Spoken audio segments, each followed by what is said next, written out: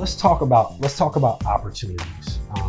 A quote that I heard is opportunities never come perfectly wrapped, right? So when I say that, so everyone thinks that like an opportunity in business or opportunity in life is going to come gift wrapped and the timing is going to be perfect. And when I save up this amount of money and when I get this connect and when I do this and when I like never ends, right? It's always a when I, right?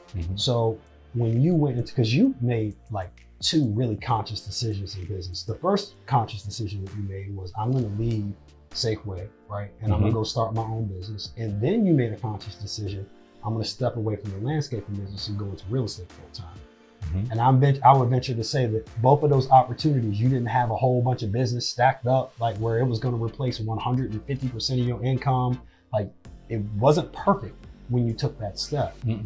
How, when someone wants to take that step from where they are to where they want to go, right? How do they maneuver through that? I think that I had this conversation the other day and I asked someone, I said, what comes first? Desire, compassion, desire, commitment, or compassion? Desire, commitment, or compassion. Okay.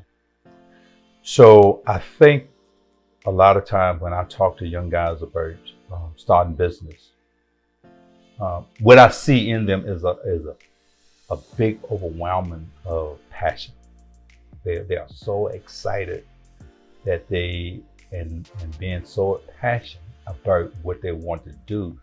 And I think that focus is on how much money they want to make, that they haven't considered that you better have a sense of this desire and commitment. In other words, the day's gonna get long, depending on what you're doing, it might not work well. The road can get hard, and what are you going to do? If all you is running off of the passion energy, then I find that a lot of time what happens is a lot of guys will turn and throw in the towel because they have no desire or commitment. Now, for me, I have heard many times guys say, LA, man, you just love to work.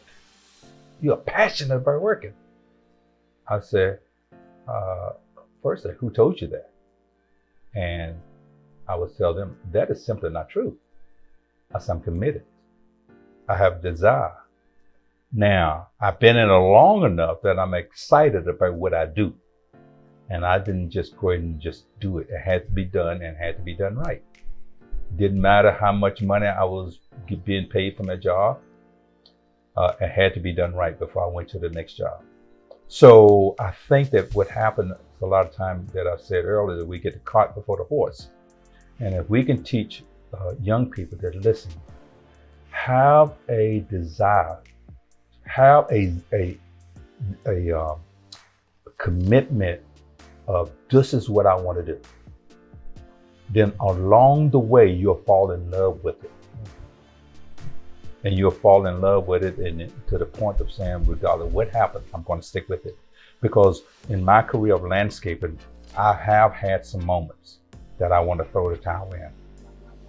In my real estate business, the exact same thing. But I was committed. And I knew that if I stick with it, then I would also develop more passion about it, regardless of the trials. Is I like, okay, what I learned out of this? Hey, I got it. Let's go to the next one. Right. Yeah, it's funny. I was on the way to the gym and this week it was frigid cold. I mean, cold. I mean, like cold. I almost didn't want to go outside cold. And I was thinking about how many people from their door to the gym decide that they don't want to go to the gym, that they don't want to work out. And there is noticeably less people in the gym when it's extremely cold, right? But the commitment to wanting to work out and the commitment, you don't go to the gym because like you love like the pain of working out. You go to the gym because you love the process. That's right. And what I think is a lot of people don't understand that you got to fall in love with the process before you get to the success, right? So, absolutely. Because every day what I saw the process. I saw the process. I saw you going out and sharpening your blades. I saw you staying out late fixing that toilet. I saw you going out, doing the work on the houses that you owned, and making sure that the house that you were going to flip was perfect, right? Mm-hmm. And what I saw was that you fell in love with the process, and as you fall in love with the process, then you develop a passion for it. Correct. Absolutely. Correct. And people put the passion before it, thinking that they can drive off the passion, and the passion is going to end. It will end. When it get cold, when that person tells you no, when you ain't got no money in the bank, absolutely. When the bank says that loan's recalled, or whatever happens. Absolutely. Or you have a foundation that when you're doing remodel, that's like, where did this come from? Now you're $20,000 in. What are you going to do? Right. And so you're absolutely right, because if you stick with it long enough, you'll understand what that word passion means. Right. And it's not what just a lot of people think that it is, that you're going to just jump up and down and everything will just flow your way. It's not designed to work that way. However, if you stick with it, then you'll see the results of maintaining and just stick with it. And I think that's the thing. I think as fathers, especially as fathers, it's important for us to teach our kids to, just because when a child says, I want to go there and play baseball, then all of a sudden 20 minutes later or 30 minutes later, a ball hit up and say, I want to quit. You say, no, you stick with it. Right. Stick with it, because I can see, if I allow you and tell you that we're going to stick with this, what the growth that you're going to develop in the process. And, we could sit here and spend 2 hours talking about your basketball career when you was in high school, of just sticking with it, because, sometimes the process is much broader than what we can see. In other words, it's not me as a father receiving this, but if I allow to complete this process, then that you as a child going to get more out of this than me, but it might not be now. Right. And that's tough, right? It is very tough. That's tough.